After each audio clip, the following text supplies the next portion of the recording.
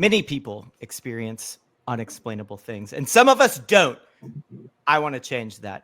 You ever wish the world was just a little bit weirder? Together, we'll reach into the void. We'll pull the high strangeness into our reality through the only way I know how, coding. So if you've ever wanted to learn about tech, programming languages, how to build supernatural software, come join us by the campfire. I'm Alan Michael, one of your hosts here on Are You Afraid of the Code? I got all kinds of people with me. I don't know how I talked them into doing this, but I did. So let's hear first from you, Richard. Why are you here? My name is Richard Boyd. I am a person in tech. I believe the term is entrepreneur, I believe, is for this phase of a career between jobs. And I'm here to AM says there's things he can't explain. I'm on the opposite side of I have an explanation for everything. It's goblins. Someone drank all the milk, goblins. Weird financial crime committed at a previous employer, goblins. Like, it's who knows. That's good. All right, Anna Spice, who are you? What are you doing here? Hello, I'm Anna. I'm a front-end engineer at AWS on the application composer team. And I am here because I was told there would be cookies. And apparently the goblins got the cookies, so I'm already disappointed. Goblins got to them first. There's an explanation for everything. Last but not least, Jeffrey, you're very important to today's show. Tell us about yourself. Just today's show, though. Jeffrey Brzezinski. I am a technical project manager in the world of technology. And I am here today because AM would ask me every day if I would come.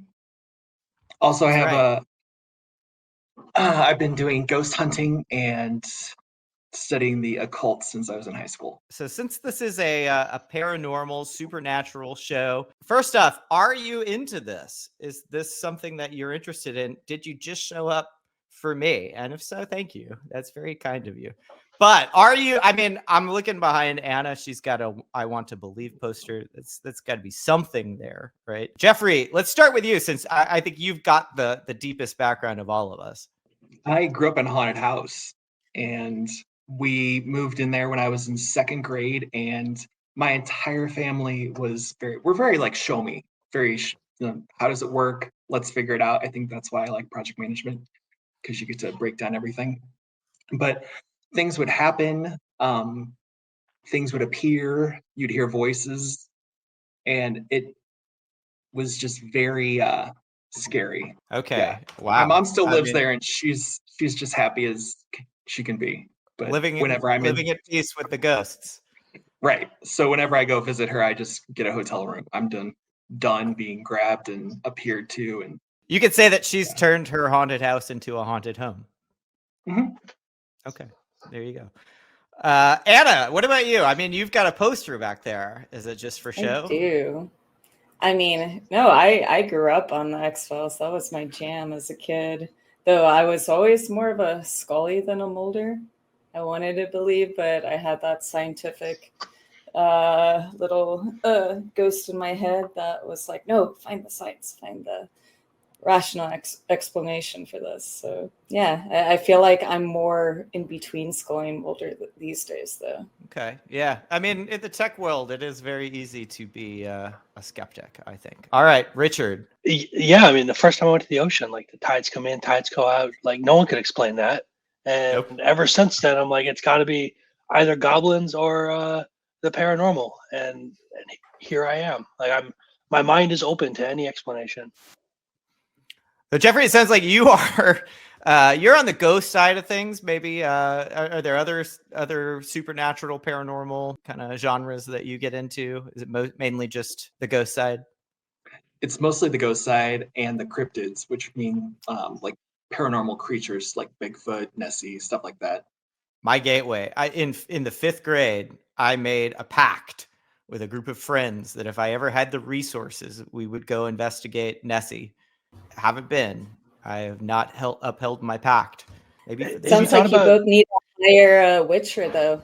Yeah, using your resources for evil and just heating the earth to the point where you boil off the Loch Ness, water, and then and then there you go. Like there's our answer. When you see like this like writhing, dehydrated Nessie at the bottom of this now crater. Yep, I knew it. There she is.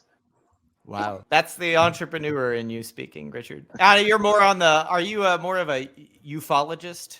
You have to pronounce it that way, by the way. A ufologist. Wait, you can't say UFO anymore. It's a Remember? UAP. They changed You're right. it. I Whatever. definitely believe there's life out there. Whether they're taking poor Joe Bob in the country and anal probing. Well, wait, can I say that? You can say whatever you want. It's recording. I can edit out anything. Woo! Wait, there's Yeah, not more going to of a be UFO. those probes. That's the reason I'm here. You were told there were probes. Yeah, I was explicitly promised probes. You're problematic. Richard, I'm gonna guess you're like you're a cryptid fan too. I would bet. I'm a fan of the cryptids. Yeah. My thing is like each cryptid, like you can tell this cryptid is unique. Like they look different, right? Like maybe you could, Sasquatch, abominable snowman. Like some people say it's just him with snow on him. Some people say it's a different cryptid. But with like ghosts, like there's types where it's like there's the ones that just like appear to you and are just kind of like.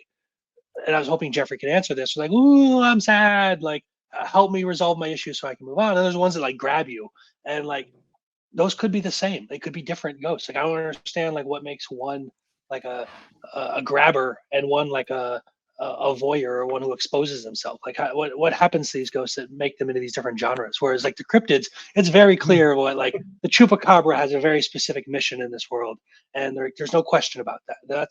That's why I'm Team Cryptid. Well, let's talk about the show before we get into what we're going to be building, what we're going to be doing, all kinds of things. But let's talk. There are probably some people that are tuning in that may have seen our faces elsewhere and are like, wait, what? Why are they talking about ghosts? Like, this is weird, which is good. That's what I'm going for. I've always enjoyed the weirder side of life. But kind of going back to that 5th grade pact I made, right? I do have some resources available to me. I can build software, right? And I got a lot of friends that can build software. And I don't see a lot of people out there pushing the boundaries for supernatural research and the technology angle. So that's why I wanted to put together this show and maybe teach you some coding along the way too. That might happen, but we're going to be building things throughout the lifetime of the show, however long it runs. Our first project, which we're going to be talking to Jeffrey about, he's going to educate us all about what this particular piece of, what would you call it? Like paranormal technology. I won't keep you in suspense. We're going to be building a spirit board, but a digital version of this. But how do you refer to it in the paranormal industry, Jeffrey? What do you call your tools? Tools. Just tools. Okay, there Yeah. you go. Perfect. I thought you'd have like a cool designation for it. Like, No. Okay. But we can tap into that merchandise later. Yeah, we need to come up. I mean, look, nobody's out there branding this stuff, right? I mean, there's like a huge opportunity here. Paranormal startup. Yeah, I thought we were doing this for the merch. You also promised me merch. And Yeah. that twice I've been lied to, and it's only a few minutes in. I gave you all like 90% cut of the merch, right? That's how statistics work. So yeah, we'll be doing this show in various different formats. Might take the audio of this, upload it to where podcasts are. We'll have episodes like this where we're just talking. We're talking about our experiences with the paranormal. We're learning about it. We're talking out about what we're going to be doing with our projects. We'll have episodes where we're building. So, coding. I know Richard's going to be building some interesting IoT things with this spirit board. I'm going to be doing some more backend and terminal based stuff with the spirit board. But we'll have episodes like this one. We'll have building episodes, coding episodes. We'll have episodes dedicated to various different types of technology too. We may have other projects creep in here alongside with the spirit board, because we might discover, some breakthroughs as we're building. But you'll be able to watch this on whatever uploaded video platform we put this into, maybe podcasts, whatever. And then eventually I think we'll do some live streams, because that's what we've done a lot of. It's kind of the format, what we're thinking. Anything to add from any of you all? If you listen to the show, all of your wildest dreams will come true. That's a fact. That I can guarantee, just like the merch rights that Anna, Jeffrey, and Richard have, and all of the money that I'll be paying them. So all of these things are true.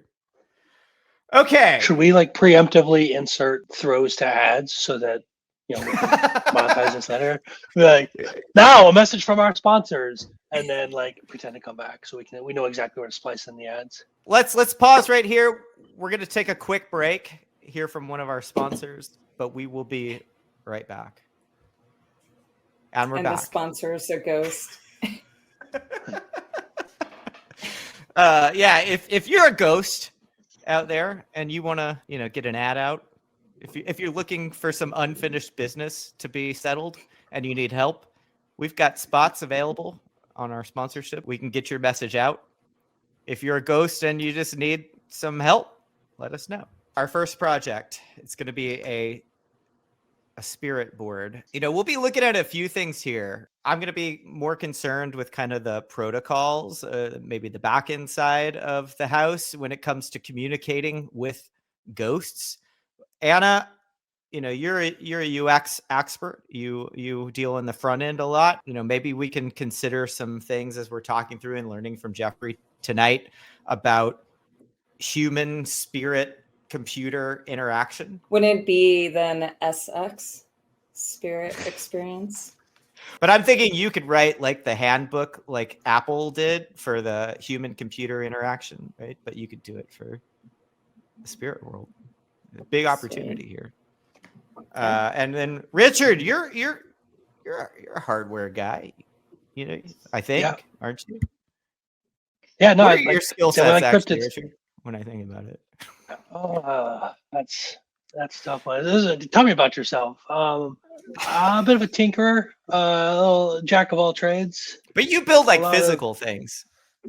Yeah, like I've done a lot of just like really bad home automation. Like I have like 85% of like 50 different commercially available, easy to buy off the shelf products that it's much more dangerous. Exposed wires around the house. I think it keeps me on my toes. But yeah, a lot of Arduino, Raspberry Pi, very low level prototyping stuff.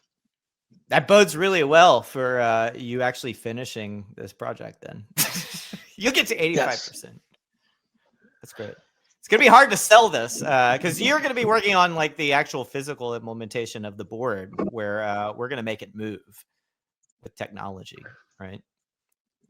Yes. Well, you're going to tell it where to move to, and I'm going to make it move. Yes, that's all we need. And because then we'll sell it to Universal Studios for their Halloween Horror Nights, and then they can have like people have a real spirit board experience. Speaking of, Jeffrey, we need to learn about this thing because I dabble, I dabble. I know a little bit, but if we're going to build this for real, we need to know a lot of it. Okay. So what is this thing? What is a spirit board? I also said Ouija. Like, can you disambiguate? Yeah, let's do that. So a spirit board or a talking board is a simplified version of what they used to call automatic writing. And that's when you would have a pen or a planchette. That's where the planchette comes from, with a pen on it. And you would have people write through you, or spirits would write through you onto paper. Wow, look, Richard's got one. Richard's holding up. Props to the props, yo. No. He just said no to your explanation, Jeffrey, I guess. Seems very rude. Spirit totally just did that. But I was thinking, well, he sent me DoorDash and he said no. So that's what I think really transpired.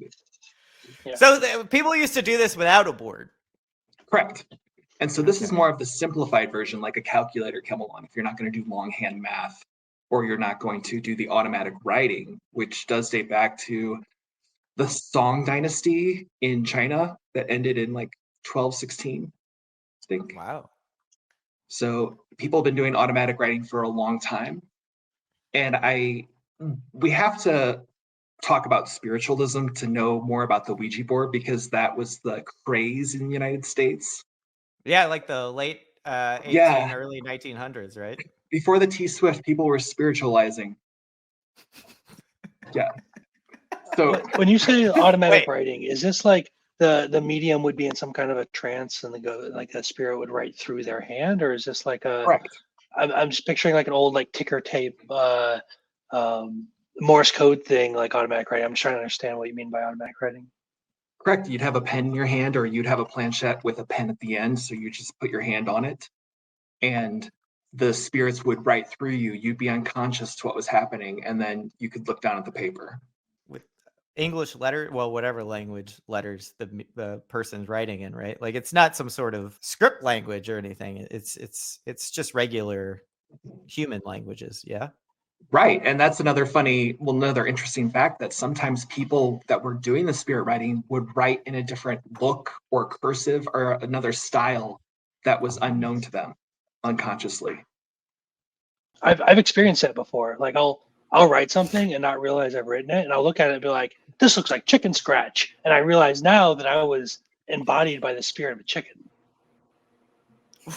Happens. Yeah.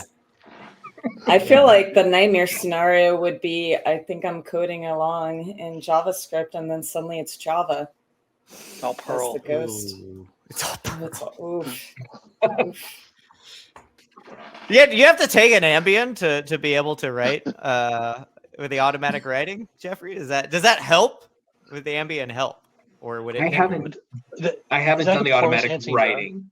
So basically, and by the time we're done, people are going to look at the spirit board and they'll be like, "That's like the abacus." You said it was like calculator.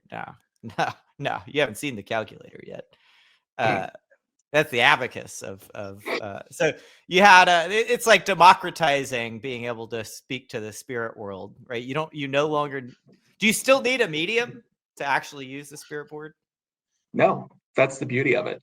It simplifies everything and brings it right to you. For a low subscription fee or what? Well, for the low price of like $1.50 when they started selling them. It was So they're not even monetizing access to it yet. Wow. All right. We got a lot of avenues that we can start. I assume it's like pay to play. Like you can talk to like just like a rando like for free, but if you want to talk to someone who has like anything interesting to say, you have to like shell out whatever currency is used in the spirit world. It's Ethereum, I think. Jeffrey, we've already interrupted you a ton, which is gonna. No, this is great. This is great. This is how people learn. Tell us more. Tell us more about the spirit board. So, when was it built? When was the first one built? Again, it wasn't turned into like the Ouija board until like the 19. Let me look at it real quick. Oh, yeah. So what how is a Ouija board different than a spirit board? That's a great question. Thank you. So yeah, it was bought by. Yeah, I don't think Jeffrey came on here expecting like a quiz. Like, all right, Jeffrey, name the top 3 best-selling spirit boards of 1976. Go. That's totally fine. It was Kennard and Bond who put it together, and they started the Kennard Novelty Company, and they started creating these Ouija boards. And Kennard said that the name came to him when he was using the board itself, and it's an ancient Egyptian word meaning good luck. And let me guess, it's not. It's up for debate. And then Fold, who took over the Ouija portion of the business, said that it comes from the 2 words for yes in French and German. So oui and ja. Okay. So it's the yes board, even though there's no on it. So Anna, Richard, can you hold up that board again? When you look at this board, you've seen a Ouija board, Anna, I'm sure. I actually have a good story. Okay. I have to hold up the board to the whole story. No. Yes. No. No. You can put it down. Unless you want to like verify if my story's true. Just draw along with the story. So we bought this house that I'm in right now 4 years ago now, something like that. And it was up for sale because the previous owner died. And he was in his 50s, so not super old, had a heart condition, and died in the house. And one of the many things we ended up inheriting, basically, because the family left a bunch of stuff and didn't really want to deal with it. And we're like, whatever, we'll take it just so we can actually, have a house in Portland, because that's hard. It was basically the only way we got it for asking. And this is a place where houses sell for a lot more over asking. But anyway, I digress. So one of the many things it came with was a Ouija board, and we still have not had the guts to actually break it out in this house with the inherited dead man's Ouija board. So no, I am familiar, but I have never used one.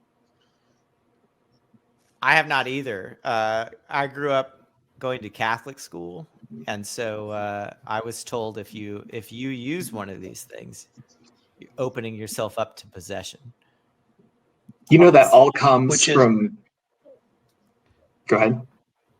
I was just going to make a joke, and we know that that's 9/10 of the law, so that's 90% true. That's true. It's terrible. I love it. What does it all come from, Jeffrey? 1973, when they took pea soup off 70% of the menus across the nation. One of my favorite movies of all time. Mm-hmm. Captain Howdy. Took Captain what off Howdy. the menus? Pea soup. It was Reagan. also part of the satanic panic. Which I believe we're living through a renaissance of satanic panic right now. Personally, I see a lot of it building back up. But yeah, Jeffrey's talking about The Exorcist. Really amazing book and movie because of, in my opinion, how it's not possible. But I don't believe in that type of thing. But I went to school. The walking on the ceiling or the head turning around? The head turning around is very difficult. Owls do it all the time. It's totally possible. So I said a human body. Sure. Yeah, it's a skill issue. Yeah, I've done a lot of yoga and still not at that level. It's tough. You haven't done the owl pose? No, not yet. I actually went to so I went to Catholic school my whole life. I won't get into too much of that. It's a lot of fun. You can ask me about that sometime in person if you ever meet me. But one of the priests at my school claimed to know the actual priest who performed that exorcism rite. Number one, not a little girl. Reagan was not in reality a little girl, a little boy, and it happened in the Midwest. I forget which city. St. Louis. Yeah, near you, right, Jeffrey? Yeah, that's right. Anyway, so he, instead of learning biology, we spent an entire class learning about this man and his friendship about the exorcism that was performed that then was written about in The Exorcist. So good education. Do you live in St. Louis? I don't mean to interrupt, this is relevant, but you live near St. Louis? Is that what you said? I do. Missouri. Nobody was dying in houses that I was looking at in Portland, so I had to go to St. Louis and find a house. You can make any house into a house someone has died in with enough effort. Wow. Richard Or needs time, to be just wait. investigated. Yeah. Like I said, goblins. Jeffrey, you assign the demonization, so to speak, of the Ouija or spirit board to The Exorcist, huh? I do, because there's not a lot of any documented cases of demonic possession before then. Okay. And then a lot of things were hearsay or documented by the Vatican and not shared out. So Big it's Vatican. like, oh, I have, $1,000, but they're not proving they have $1,000. And it's, show me the facts. I want, if I'm going to believe you, I need to see all the data. Yeah. So it was convenient. It was a great way to scare people back into their business, I feel.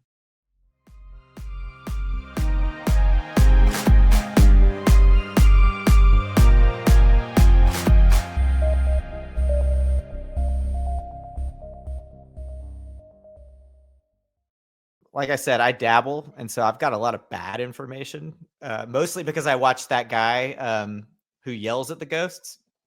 Zach Yeah, Zach Bagans. Bagans. or Baggins, I don't know how to say his name. But he taught me about a demon that communicates to you from the Ouija board called Zozo. Have you ever heard of this, Jeffrey? Do you know the Zozo demon? Zozo. I do Is not. this like a demon from Missouri? Like you're asking him if he knows them. It's like, oh, I know someone from You know Missouri. that? Like, do you know Zozo?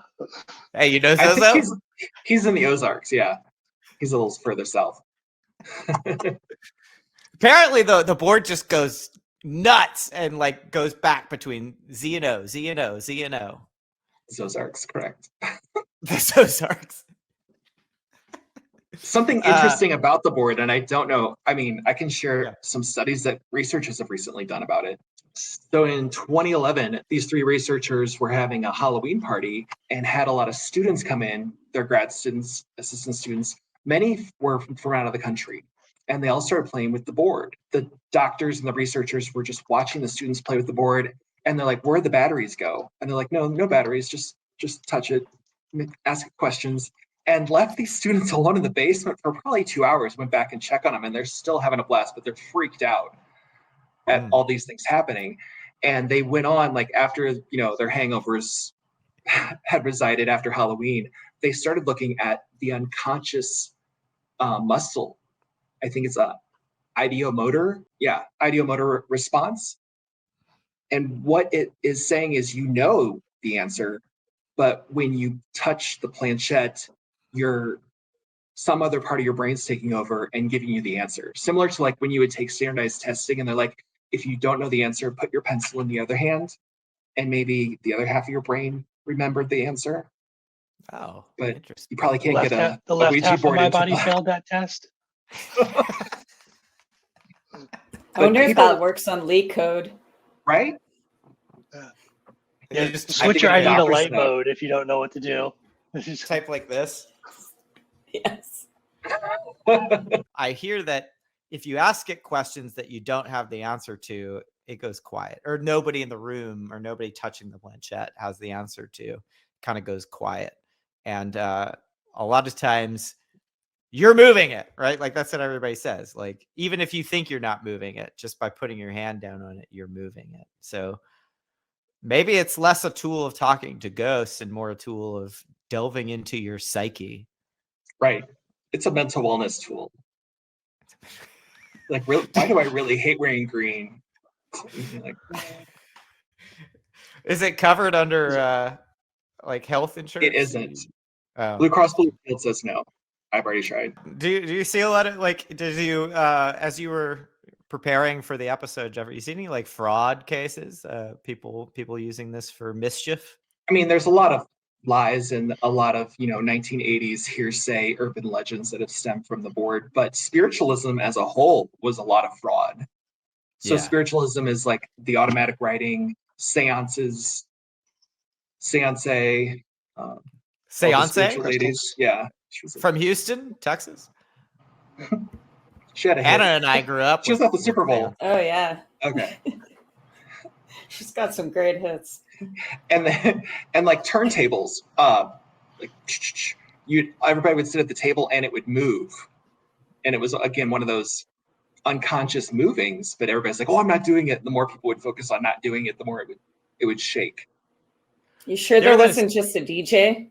They didn't have any good DJs in 1848. What is this turntable? Is this like one of those like carnival rides where it has like the thing in the middle and everyone turns it and then it spins? Is that what is this? That's a teacup, but it's a branch of a turntable. Disney was like, no turntables, only teacups, yo. We got families. That's true. Yeah, I read about these sisters once that were involved in the spiritualism movement. Are they the ones with the knocking? They're the ones with the knocking. Yeah, the Fox sisters. Yeah. So they had Kate, Maggie, and Leah, and Kate and Maggie were the famous ones. So they would go around. They're the ones that helped start the spiritualist movement when they went and performed for the Quakers. And as they would get more and more drunk, the oats people. Sure. People who make my oats. Yes. I keep guarding You myself totally like I'm right. at work. I'm trying not to like make enemies, but yeah, I gotta remember I'm not at work. Yeah. Yes, this show is firmly anti-oats, so you can say whatever Yeah. you want about the Hall oats. only. Get oats out of Yeah. here. Only Hall. So yeah, they went and performed for the Quakers, and they developed a drinking problem. So in 1888, Leah, the older sister, was calling them out. They're like, "You're drunkards. You're bastardizing this whole spiritualist movement. You're frauds." And a reporter in New York actually paid them $1,500 if they would come and show him how they did it. And Maggie was able to crack her toes. And when she cracked her toes, it sounded like snapping and knocking. So she was able to manipulate that sound with her feet. And she was doing it all along. Oh, was she the one in Cuba giving everyone that weird sickness with the sounds because it was too loud? Is that her again? She had the misophonia, or no? Yeah. I No, mean, no, it's like the it could be. Havana syndrome that like it turned out it was just Yeah. like cicadas like shaking their wings too fast and like everyone Or getting sick was and it? thinking like, yeah, so it was her. She was there like cracking her Yeah. toes like super loud, making all these diplomats sick. It's a weird talent to have. She probably suffered from arthritis later in life. My boy, Harry Houdini, he was on a crusade against these people. That he's pretty sweet too. He went out and like found a bunch of these people that were, frauds. It's like fraudsters, but back in the 1900s, right? Like he was just exposing all these people because he could do like half of what they were doing too, and he'd be like, "Yep, this is how they're doing it." By the way, I guess Jeffrey, what that brings me to, I had a few questions about how we're going to design our spirit board. I have some questions about the spirit board. I was hoping Jeffrey could answer. Specifically on the planchette. So you have it on the board, right? And you do like the moving around, and it's got like the magnifying glass part and the pointy part. If it were like here, right? Like, is that pointing to D or is that the R that's under it? Like, what is the ghost saying to me and the spirit saying to me in this configuration? That's on clear UX, honestly. Originally, the planchette didn't have that window in it. So originally the tip would point to the letter that you wanted it to.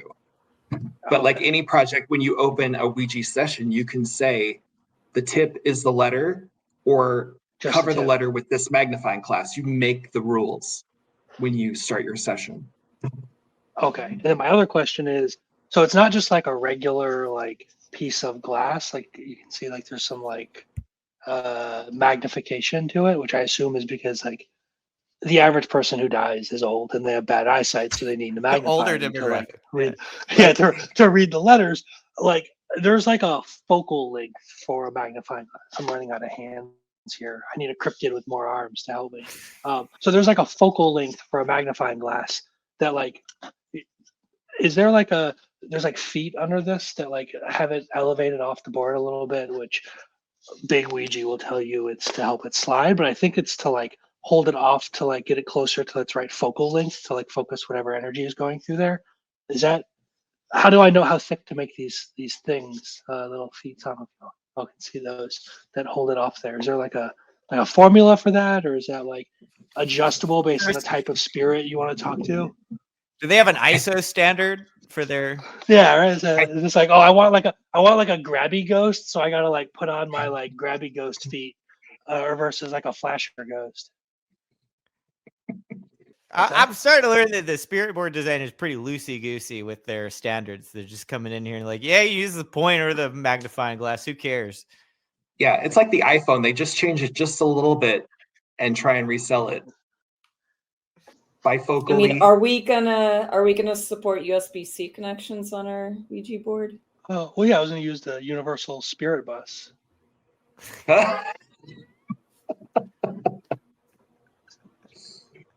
Who drives that bus?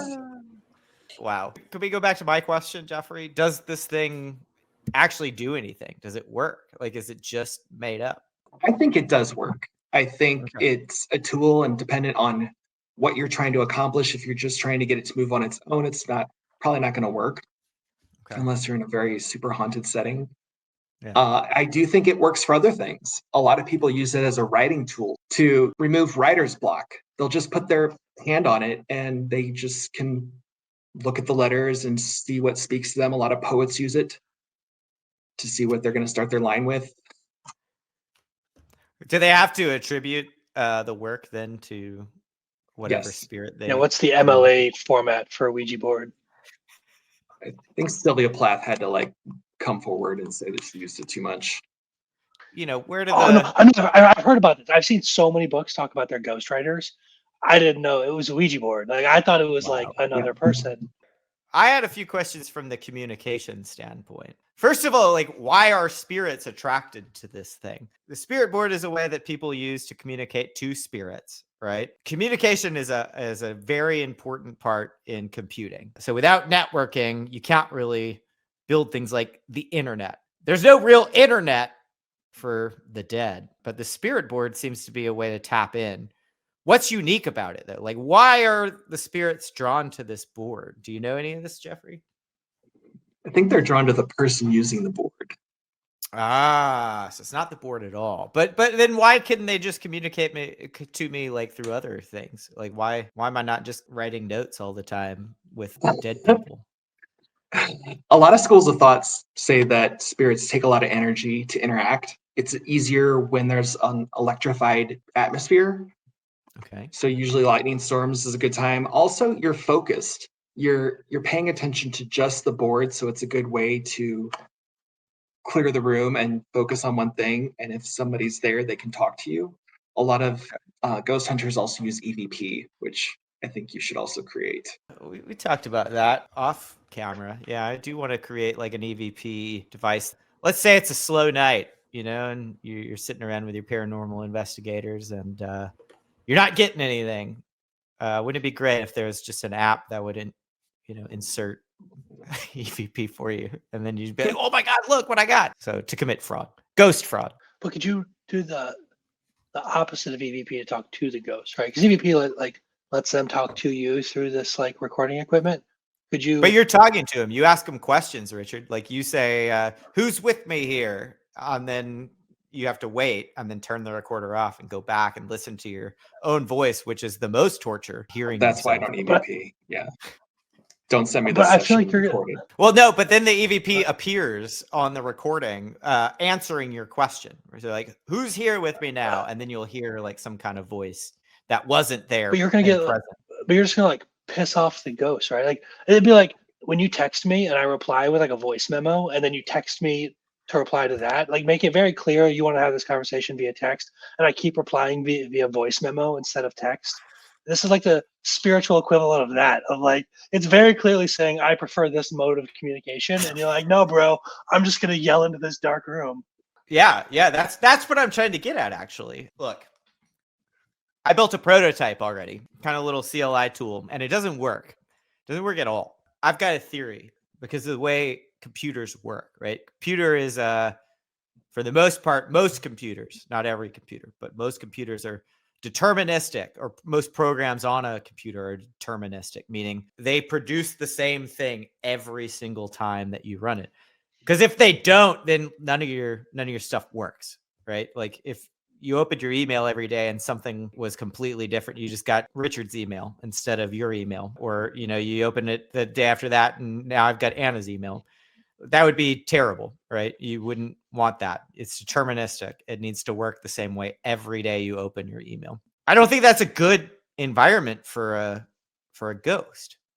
Do you think this hinders our communication, like the way that a computer is set up? I think it helps because so if you got like I'm gonna do a bunch of hand waving here, right? Like two inputs into like a transistor, an AND gate, right? And it's like Yeah. you have the two inputs that go in, like like I'm looking at this, I expect like this very specific thing to happen. It's like an Interstellar where he's like wiggling those lines on like the bookshelf. If the room were filled with noise and randomness, those wiggled lines would just be lost in the noise. It's like the deterministic, like this is where the dust like settles, or this is like the order of the books and these items. Like the lack of order in those spots is the signal, which is like easier if you don't have very fine control over the communication protocol to like create bits of randomness in order, Yeah. in order like in a system that is composed of order, not like in a sequence order. That like I think that them being deterministic would allow spirits to more easily communicate by creating these bits of like the more skeptical among you would go, oh, it's like a bit flip error, cosmic rays, Yeah. some other weird like hokey explanation that isn't true, when it's actually like the spirit world trying to communicate. It changes one of the ones to a zero when it's not supposed to, right? Like to dumb Yes. it way down. And we attribute that to a bug. Is there a way to harness that? Goblins. Maybe. Yeah, goblins for sure. See, I was going the opposite direction because you can inject entropy into a system. Yeah, and when you talk about entropy in computing, it means randomness, basically. A computer's not good at, in some cases, can't even create it. It has to have some sort of external factor. So like on a Linux machine or Unix like machine, there's a path called dev random. Well, there's like dev random and then dev urandom. But yeah, they're both dev, like which on a Unix No, device you is random. like device. You random, Richard.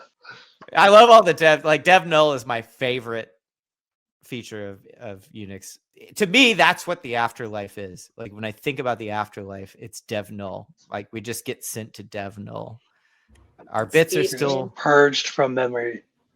They're still there, but like, are they there? I don't know. It's shot into the void. Like unless you're cached, and is a ghost just a caching error?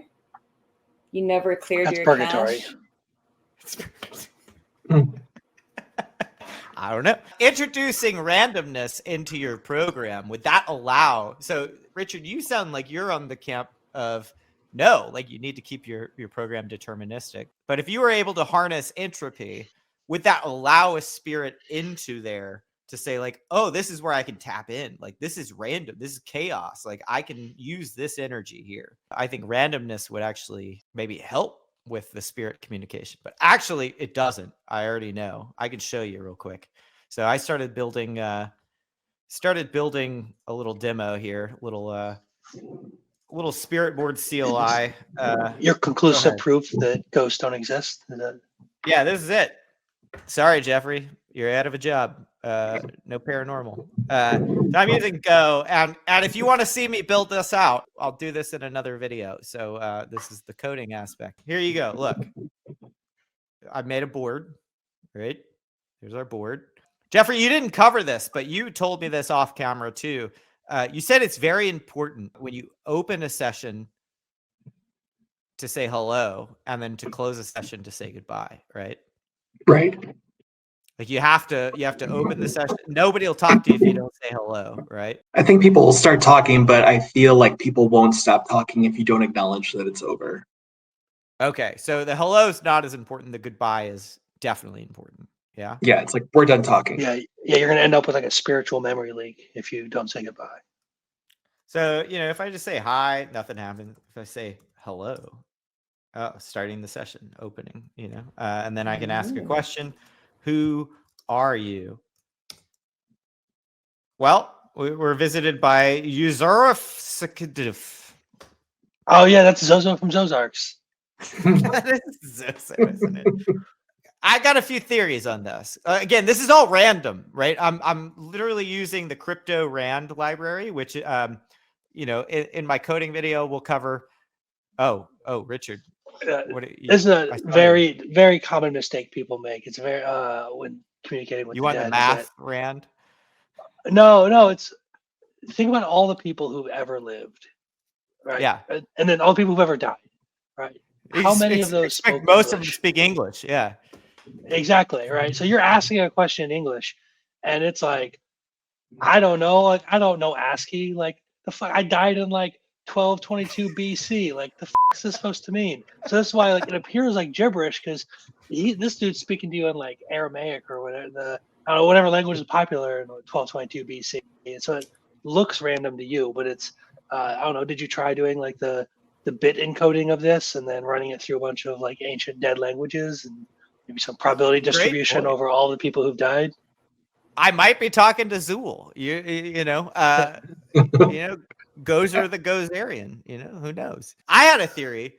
I'm thinking like if you're communicating over the internet, it's not just pushing packets around. there's like a whole structure to this, right? There's TCP. Then on top of that, like if you're on a website, you got HTTP. That's a whole nother protocol on top of these protocols. Maybe they're communicating through different protocols, right? So SP. what's SP stand for, Anna? Spirit protocol. I mean, what else would you use? If they're communicating in some sort of protocol, that's one side. What if it's encrypted?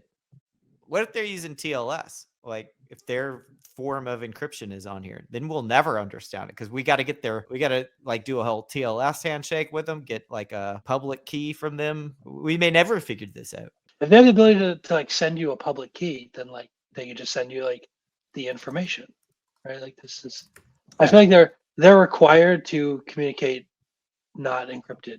So guess what? I mean, that sets us up as this paranormal startup, number one, to be the certificate authority for all spirits to register their PKI with us.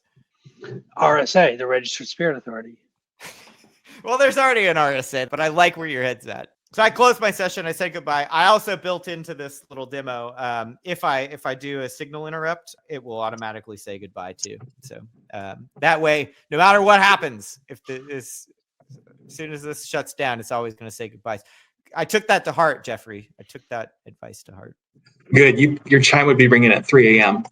So I mean, Yeah, what is the on-call like for the spirit world? they can't report anything yet, right? They can't report outages. Humans can, the spirits can't because they can't communicate with us. I think this is what we have to crack first, is how to communicate through a digital space.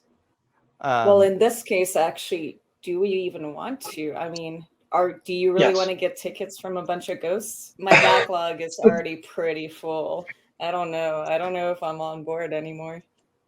Well, we need those monthly active users, but the dead's Sure. not that active, right?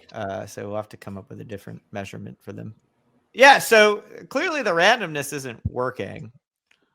I mean, I think there's obviously stuff we can do with natural language processing. I think your parser's broken. I think the randomness is the key. I think your parser's just broken. Well, okay.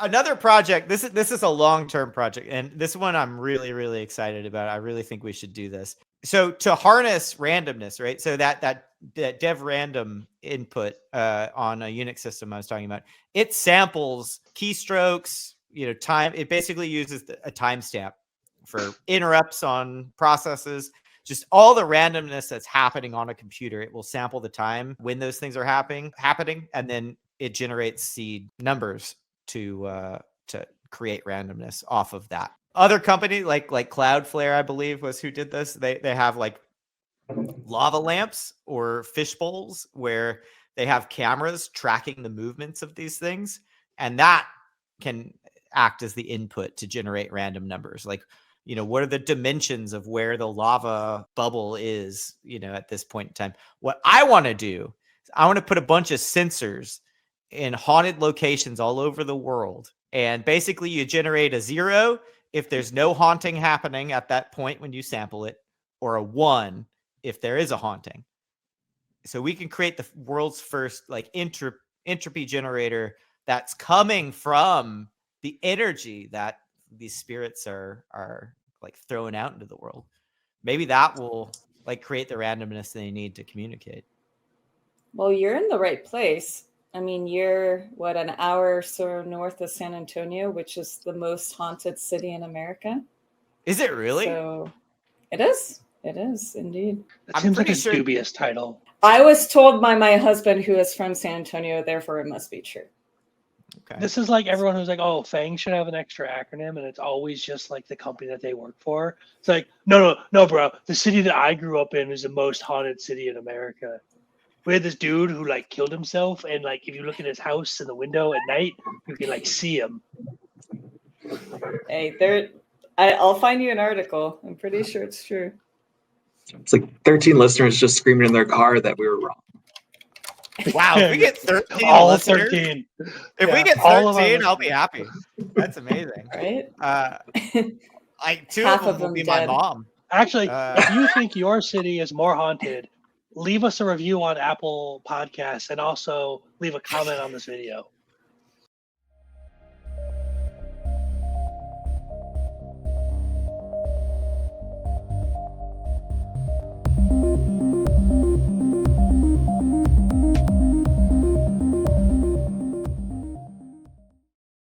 I also have an idea for building a, I call it a perpetual haunting device.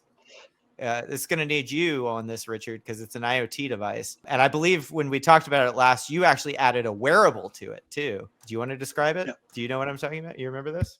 I'm trying to remember. The idea is that like the human body gives off kind of electromagnetic kind of radiation.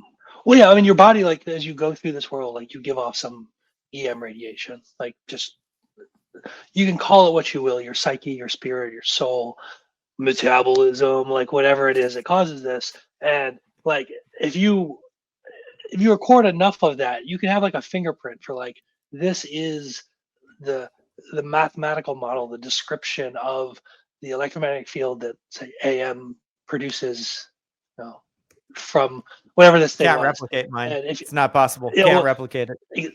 what we're going to, because that's what the PhD will do, is that like once you like you have this bracelet that records all this stuff, and then when you die, it triggers the perpetual haunting device that you described that like also emits electromagnetic radiation in the same kind of like spectrum and frequency and the waves. And it is indistinguishable. And then we'll have the age-old philosophical question: is an EM field that is indistinguishable from the one created by AM distinct from AM, or is it a copy? This is an EM clone of AM. Yeah, and that device, we'll put it in a place of your choosing as long as it's a legal place. Like we're not going to put it in the Haunted Mansion at Disneyland. At least not going to happen. Unless you pay but for if a you- premium plan, and then we might. Then Richard will do it. Yeah. If you join our Patreon at the Ultra tier, Richard will do that. Leave a comment in this video of where you'd like your PhD left. Richard will break into the place that you mentioned and leave that device there. But no, so we'll put it there. We'll make sure you can also buy perpetual maintenance on it, just like you can with your grave. We'll come in and replace the battery if we detect that the battery is running low, and you get to haunt that location for the rest of well, at least as long as our business continues. Maybe the heat death of the universe. There's no telling. But yeah, that's one idea. Speed up by creating all this randomness. So, Richard, do you want to talk about? I talked about my CLI that I'm going to be building. We'll be building like some of the communication protocols, I believe. Probably using some Jennifer AI at some point, or Gen AI as everybody calls her, to actually do the communication, because the randomness doesn't seem to be working. Maybe I'm doing something wrong. Who knows? We'll discover together in my coding videos. Richard, what are you going to be building? I like a Rosetta Stone. Actually, the universal. That's not one of our sponsors, from Richard. That's not one of our sponsors yet, so you don't have to mention. I'm sorry. It's the Pimsleur Babel. language. No, Yeah. Babel. Duolingo. News and slow ghoulish.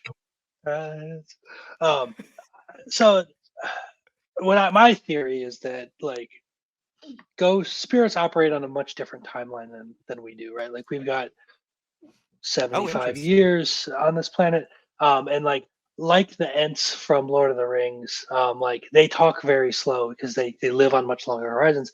Ghosts, like they don't like our voice, right? It sounds high pitched and very quick, like because we're like trying to say everything very quickly in the little bit of time we have, which is why I think like it's rude to do EVP like when you're yelling into a room, because like they don't want to talk like that. Like they want to talk on like that things.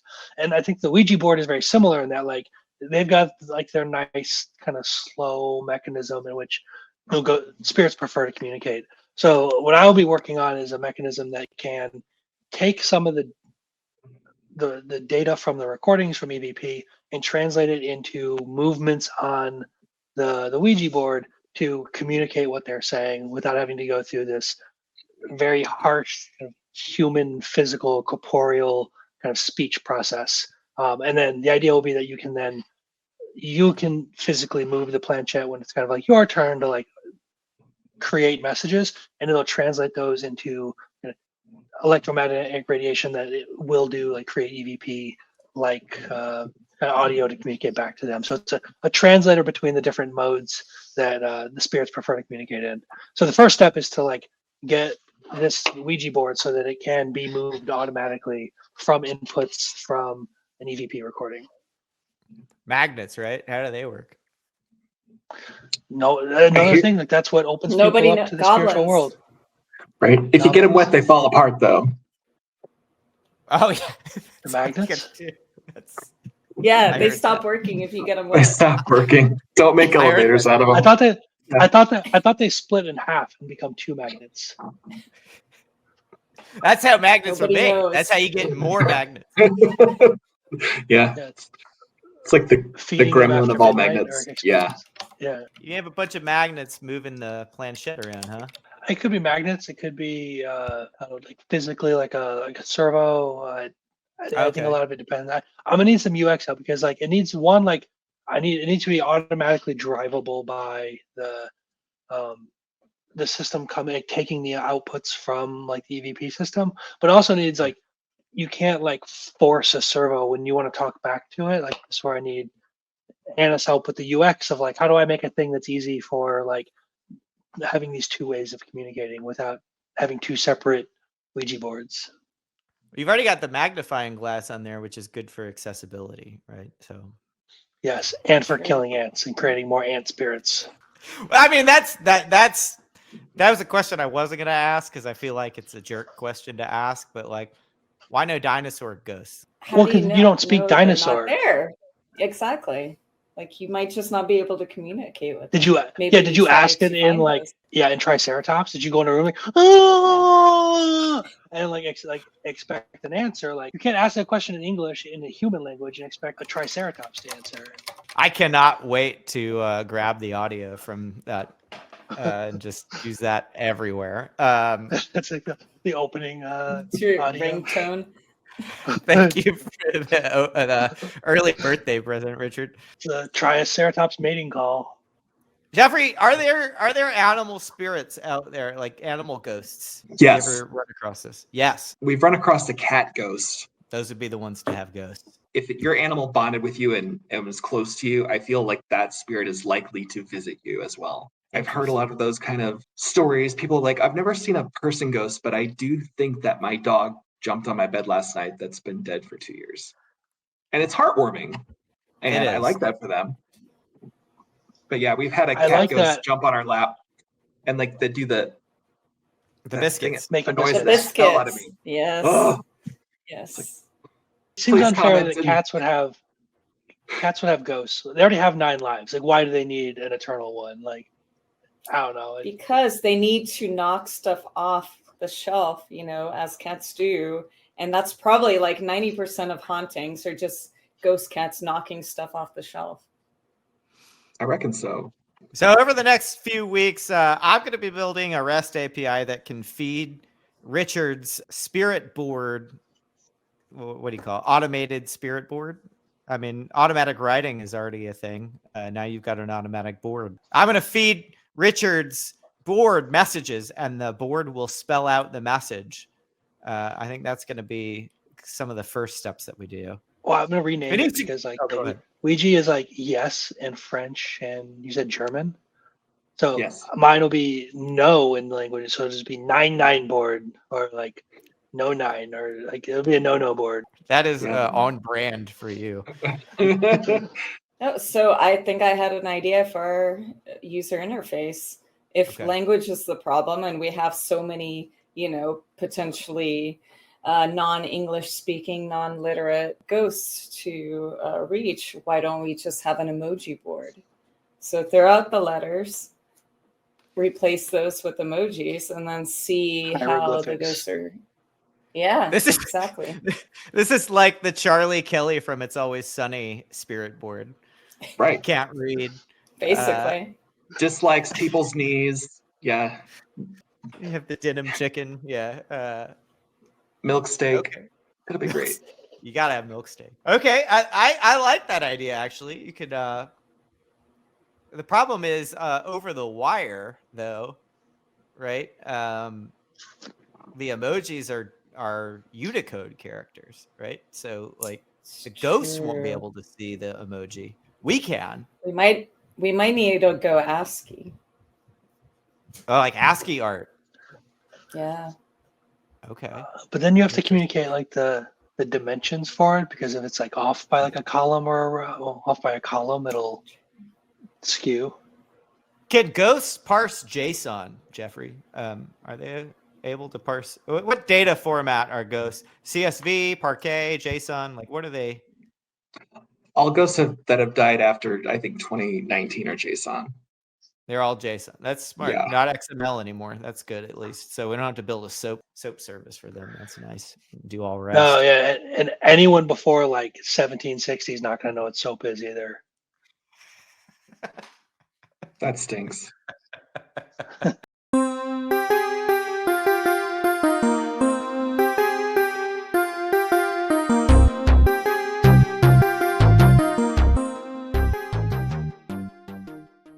Are ghosts having to physically manipulate things in the world? Is that why the writing works, the spirit board works? Because they're like still attached to the physical world. Like, is the digital world inaccessible for ghosts?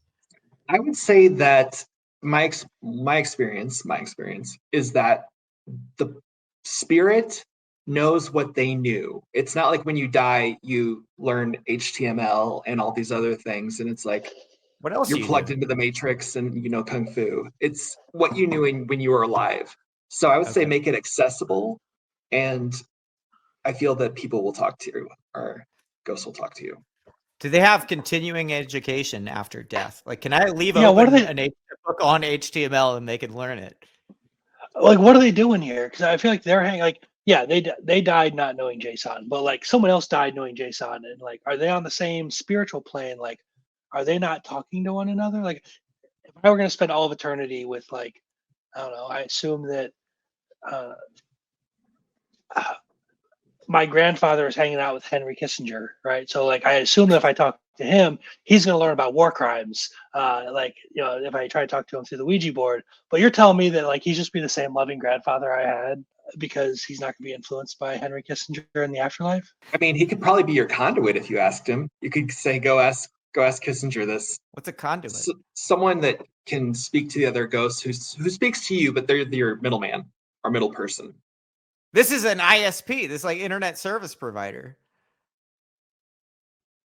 Like, Spirit so- service provider. SSP. Yeah. So this is Internet like, spirit provider. what about this, Jeffrey? You, when you're using this software, identify someone that you want to connect with, who then serves as the go-between. That's how I use the spirit board. Really? Yeah, I have a handful of people that I usually ask, that I trust, that I know. Zozo. You got Grandma. Zozo. Grandma Pearl.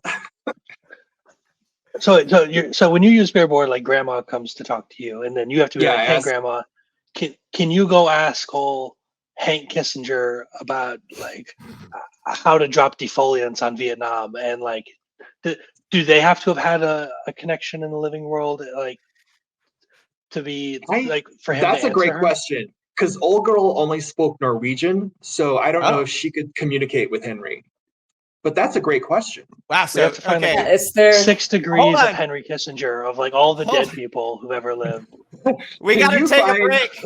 We got to take a break to one of our Yeah, sponsors. go to ads. Go to ads. Dow Chemical. Now, we want to hear from our sponsor, Rosetta Stone. Before you die, you need to learn a new language, because you might be stuck only talking to Norwegians if you don't learn a language in life. Because as we established, you can't learn anything after you die. That's it. So life's short. Yeah. Are there babblefish in the afterlife? I'm going to keep tabs on you, Anna, so I can open to the Polish community that, you know, I'll need to talk to after I'm dead, because all my dead Polish relatives will be like, I want to talk to you, but I can't. I don't speak English. So do you think even if I hook up ChatGPT, which is what I fully intend to do later on, I'm going to hook up ChatGPT, and I've already tested this out. I can convince ChatGPT to act like a spirit board, which is great. I think it's a great feature of LLMs. Do you think, Jeffrey, once I slap some Chat GPT into this thing, does that just sterilize all the ghosts out? Like, no more ghosts anymore. This is all 100% tech. You're really just talking to the LLM, or are the ghosts, like Richard said earlier, up in here influencing? Like, are they able to change the outcomes of technology? What do you think?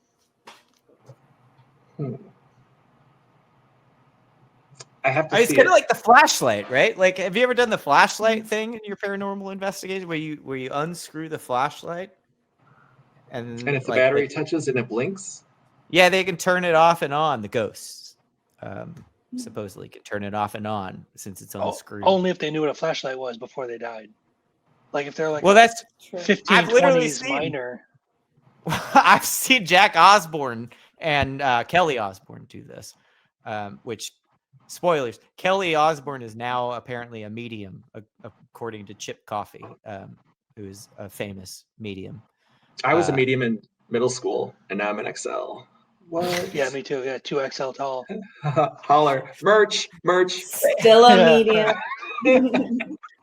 They called me a husky. Yeah, but like the flashlight, can a ghost reach into your phone and change the outcome of, like, I typed in Richard. I mean, be The there. ghost is the one adding the thumbs up emojis to all of my texts. But it means the ghost would have to understand LLMs, which humans don't even. Yeah, that's So, true. and what are the chances of a ghost dying very recently and being a machine learning expert? On what's the movie with Patrick Swayze where he was a ghost? Was that called Ghost? Ghost. Yeah. Like, Are you doing a bit? Wait, are you doing a bit? I think you have to understand technology because, like, there in that movie, in the canon for that movie, there is no evidence that he knew how to make pottery, right? But like when he comes back and he's like, she's doing the pottery stuff and he's like helping her make the pottery, like there's no evidence he knows how to make pottery, but he's sitting there like helping her do it. Like, I think after he died, he went and took a pottery lesson with Henry Kissinger, and he came back and that's how he's like helping her make this pottery. Like I disagree with Jeffrey's assertion that when someone crosses that spiritual plane, they stop learning new skills. I think they get a lifetime pass to like Coursera, the great courses, I don't know, Wonderly, sponsor of this podcast. Yeah, I don't think it's like Matrix, like bam, zap in their head, but I think they could, spend some ghost time and learn, I don't know, new skills.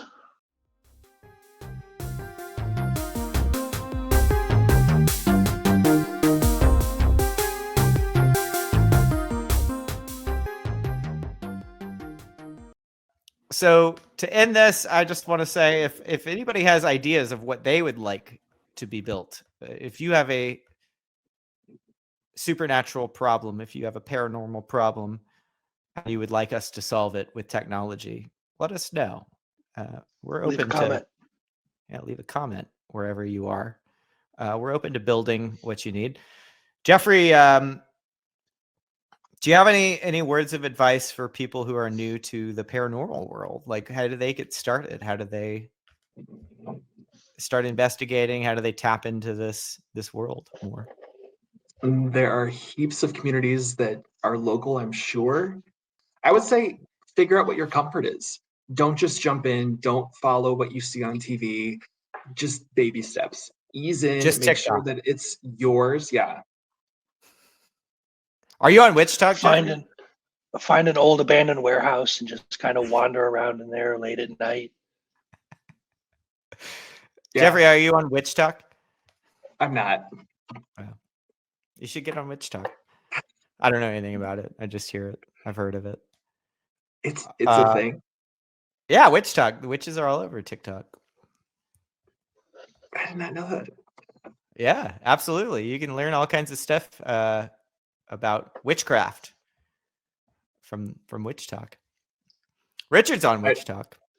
Oh, cool. That's how I know Not crystals really. are fake. No, they're real. Like, crystals exist. They do. Right, but exist.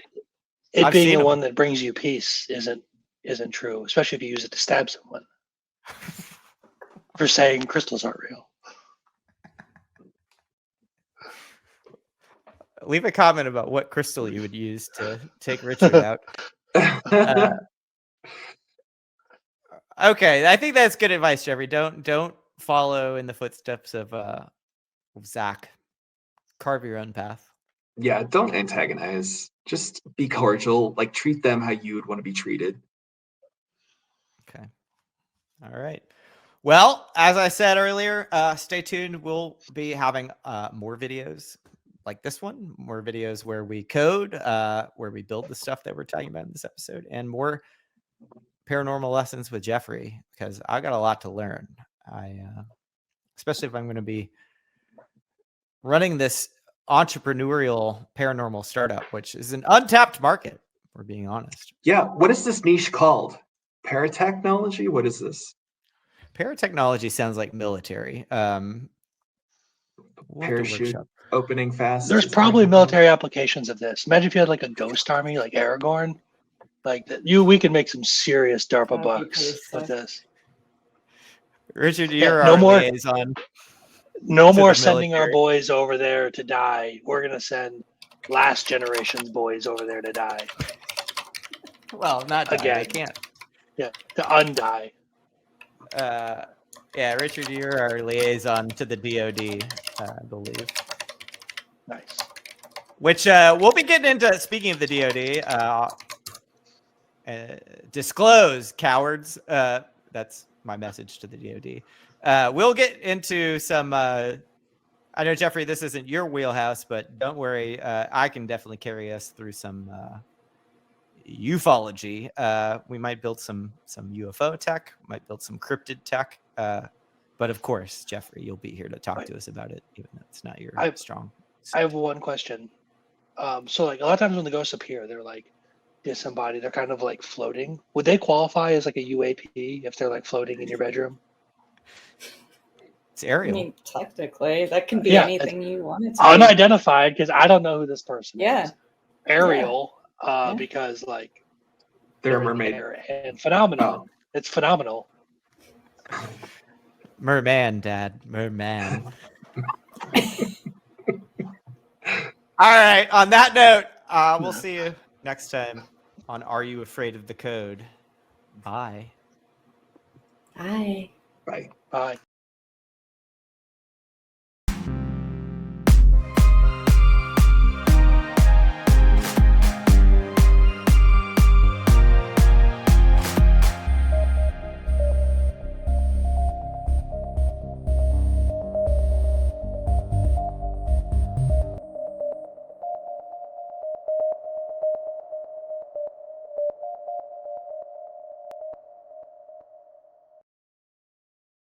Maybe Yeah, did you try ask it to in find like those. in Triceratops? Did you go in a room like ah, and like expect an answer? Like you can't ask that question in English in a human language and expect a Triceratops to answer.